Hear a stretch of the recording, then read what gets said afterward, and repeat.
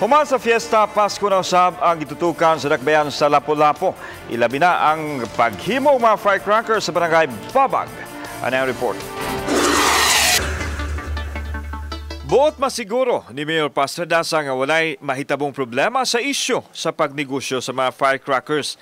Busa karon pa lang, iyan ang ipasusi ang mga himuanan ug mga pabuto sa barangay Babag. Giklaro sa mayor nga wa niya did-e ang maong panginabuhian apan gikinahanglan nga mosunod sila sa lagda aron walay disgrasyang mahitabo. Fire man yun ana may magtala join sa pulis kay sigian man nag-inspection unya sila pohon og nanay mga display.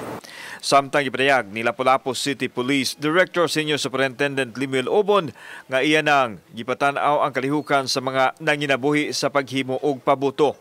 Kini ilabi na sa gidak-on nga kadto lang gitugot sa balaod. As of now, naghatag lang ta og warning advice ato ang mga station commanders nga tanaw ang ilahang mga area of responsibility labi na kanang diri sa may station train area paingon sa Babag kung asa ang gamaan sa mga pabuto. Malaumon ang mga opisyal nga mutuman sa lagda ang nanginabuhi nini nunod sa nagsingabot nga Pasko ug bag-ong tuig.